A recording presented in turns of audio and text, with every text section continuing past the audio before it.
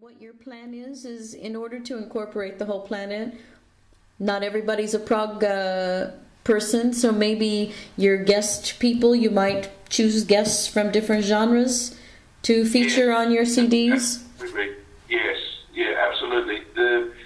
Even though that the base of the music has always been progressive. I mean, progressive can be so diverse. I mean, you don't have to be a progressive rock. I mean, the cliche sounds here in progressive rock. Yeah. That's going to disappear with what we're doing. We'll still be progressive, but we'll be more fusion, more into the ethnic and Middle Eastern sounds. I think that will change the whole concept. There are bits of that in Utopia, there are bits of that in the new album, but this will be a lot more, I mean, somewhere between Sting, Paul Simon and Peter Gabriel, somewhere on those lines. Okay.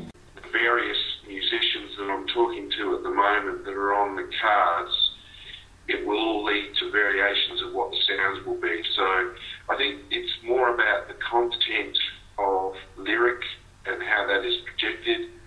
If I can express those things, it will allow me to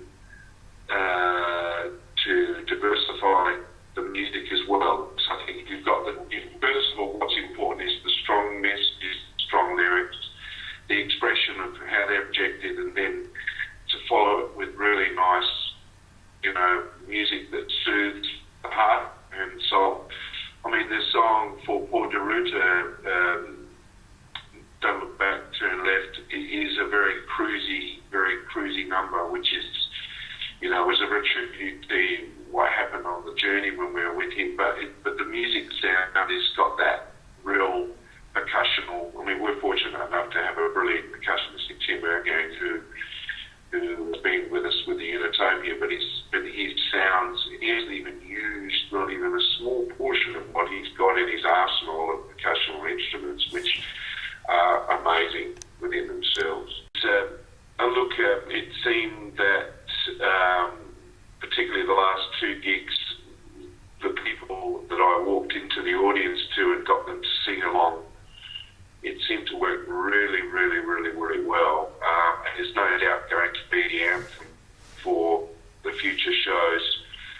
But the Hope album, the idea of the Hope album was conceived way back in 2011, even when Sean and I were working on the live DVD and also the Covered Mirror album. It was something that I was working on the side with, and that might not be the second album. It's really pending on a few things, because already I've got an idea for the second album, which is a lot different to the Hope music, which we put together back in 2011 is actually done. It's just the laying down the vocals, the lyrics, and getting all the people that I want involved in that to actually work. But I suppose, like any of these projects, they have to be funded, and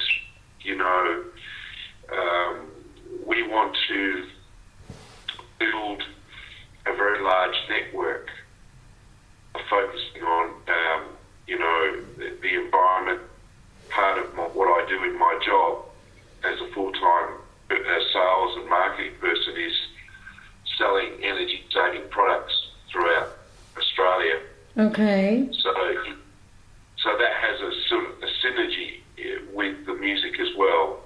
So the Hope will be released one day. It's whether it's going to be the next album. So, as I said, it's already ready to sort of work on, but because I'm now working with several new musicians, we've all got different ideas. We want to put those ideas into motion.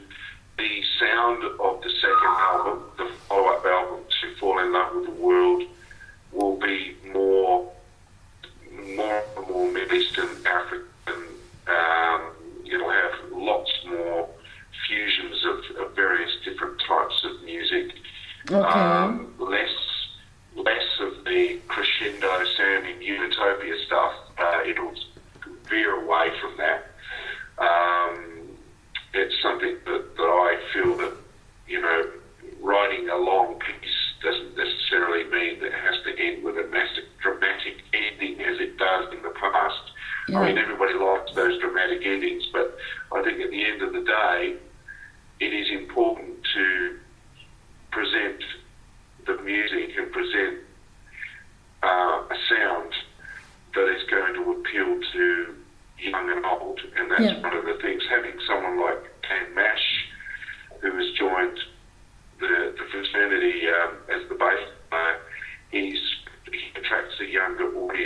we want to also do the same thing. So in writings, we want to be able to do that.